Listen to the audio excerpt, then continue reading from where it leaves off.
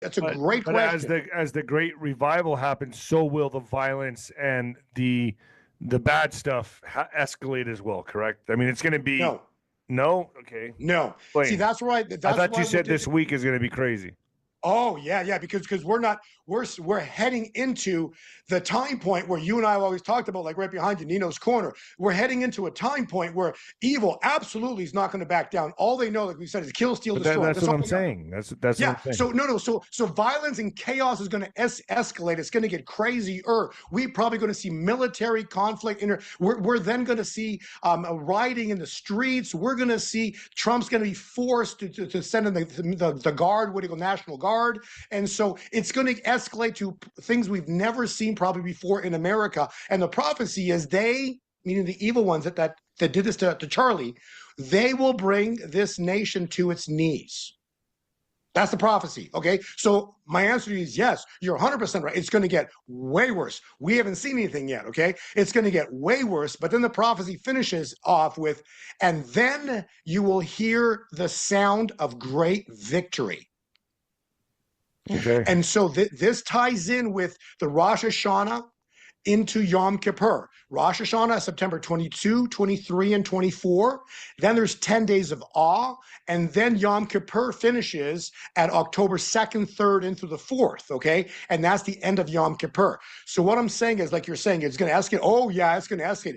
And as it's escalating, gold and silver are exploding, okay? So we're in acceleration right now. You're watching silver. It broke through 40 on Labor Day. We're heading into a birth. Remember birthing pains? It broke through 40 on Labor Day weekend. Today, it accelerated through $42. And the next thing is it's going to go straight through 50. And then it's going to explode, okay? So this thing's about, and so the question is, if silver's exploding, if silver breaks through $50, what's going on in the world? You have to see, because silver and gold, if they're exploding vertically, it's a hedge against it's a people jump on precious metals when they're scared, when they're freaking out in the world, when things are getting chaotic, and so something's going down in the world to cause silver and gold to be exploding. See what I'm saying? So that's about to happen here, and we're witnessing it literally today. So it's accelerating, and your birthday's coming up this weekend. What have we always said? Watch Nino's birthday, because on Nino's birthday, we're going to see silver and gold explode. So you're the marker, Nino. Oh I'm telling man. you. So this is all tying into your Oh birthday gosh, that's week. one thing to And look forward to, I guess. well, because it's for whatever reason you were born on a very special day. We're going to see a very exciting week for precious metals, and on that specific day, what's called the Federal Open Market Meeting Committee (FOMC). They're making an announcement. I don't care what they're going to say. I don't know what they're going to say. All I know is whatever they're going to speak out of their mouth is going to cause an explosion on silver and gold. Okay, so something's about to happen. But then let's backtrack to the Great Revival. Okay, this ties in with Charlie Kirk. Okay, so all of this because when God intervenes, it's two things. It's judgment for the wicked and blessings for the church. Okay, so that's the great revival, that's the financial blessings. And so we're stepping into Rosh Hashanah, Yom Kippur. Wow, this is going to be really important to watch. Specifically, I'll throw a date. There's 2 dates I want to say. One is this week, the day after your birthday, the 18th. And the second date we want to pay attention to is the 24th of September. Right. And then there's a third date right around the 2nd, 3rd, 4th of October, and that's the Yom Kippur time point, which is judgment. The final judgment of the Lord. So there's 3 time points, and as we're heading into that, just expect acceleration, chaos. Just wild things going off, and It's it's all only right. We already accelerating. feel it. I know my audience says I do. So, Nothing's happening. Are you kidding me? Jeez, man, this is so insanity. So now this is the revelation I got this week. So after that big little talk up front, I want to get into Charlie Kirk and the understanding of what literally happened biblically with him. Okay, so as you're looking at right there, you'll see a big red arrow. Yep. And it points right to the middle. That's where the tent was, a 10 by 10 Charlie Kirk tent. It points right to the middle. Everybody with me? Yep. I circled it. That is a headshot. That's a sky down view, like a helicopter view of the place where he was speaking. Are you ready with me? Yep. Okay, so that's where Charlie Kirk was speaking. Correct. Look at that. think very closely. It's an interesting shape. Let's leave it at that. It's a very interesting shape. And it's interesting. He's speaking right in the middle of that. And this is the University of Utah. That's the actual exact spot where he was speaking when all this went down.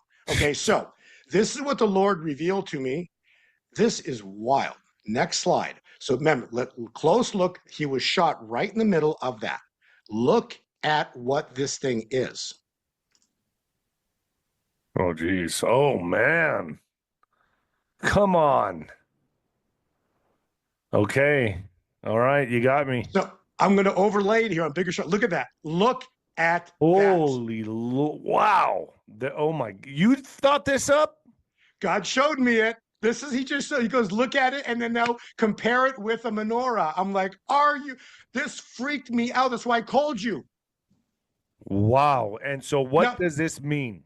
Okay, no, that's what he was showing. Okay, it's not so much, it's the fact that it fits so perfectly, but this is what it means. Now, this is the freaky part where he showed me, okay? So let's go into scriptures, okay? So first off, we know that Jesus Christ is the servant of all. And there's literally Isaiah 40, Isaiah 42, Matthew 12, Matthew 10, Luke 22, John 13. There's like 4 scriptures on the far right side there that all where Jesus is called the servant.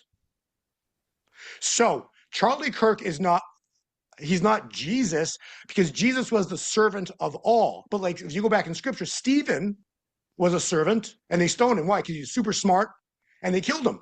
And then after the death of Stephen, it led to a great revival, okay? So Charlie Kirk is the servant. So where is this written? And then remember, when did the Pope die? Welcome back. April 21, 421. Yes. Look at this.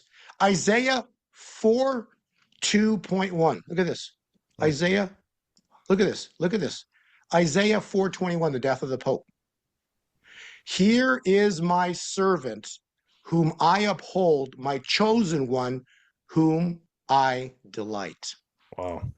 You can't make this stuff up. No, man.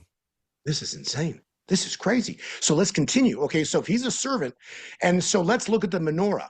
So the middle one, this is not very, pay close attention, everybody. The middle candle is called the servant candle. It is used to light the other candles. So when you understand that, in Genesis 15:20, this is what's going on.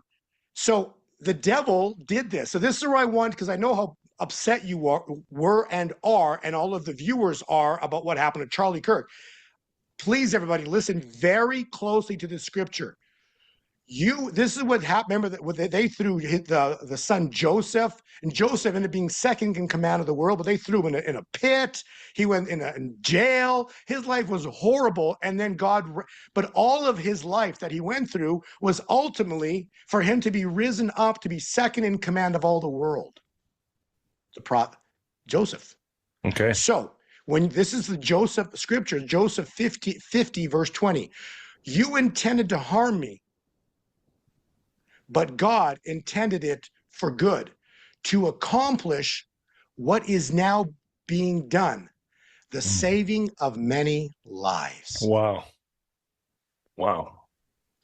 So his death as the servant is to now further perpetuate the saving, people finding and coming to Christ. So he sparks the great revival. Now, understand that furthermore, the miracle of Hanukkah, so this is the menorah, it's a small jar of oil with there was enough oil to burn for 1 day, but they needed 8 days to make enough holy oil. So the miracle of Hanukkah was it never burnt out. It kept lighting itself up, refilling itself for 8 days until they had enough oil. So in other words, this is the triumph of light over darkness. God's divine intervention in face of adversity. So what does this mean? It means every day you light a candle. So this is the deal I want everybody to closely pay attention to. If he's the servant, and that was September 10, every day you light a candle. So which means the candle was lit on the 11th, on the 12th. We'll zoom in here. The candle 13th, was lit 14th, yeah. 13th, 14th. Today's the 15th, 16th, 17th, and this is the last day, the 18th. Now, why is that important? Because if you've listened to myself and Nino and my podcast over the years, something happened 5 years ago. Remember, I said this, the cycle of 5 years, the grace? In September, in the year 2020, April 21, so 4/2/1, April 21, oil collapsed to negative $38 a barrel. And 150 days later, the Noah's Ark cycle, who died? Ruth Bader Ginsburg on September 18th. And that caused the overturning of Roe v. Wade. And now God is with us. And so if God is with us, who can stand against us? Because now we are no longer killing creation. Why do I say that? It's a 5-year cycle that started with the death of the Pope on when? 4/2/1. So here's the death of the Pope, 4/21. Okay. The Noah's Ark cycle takes you 150 days to Elul 25.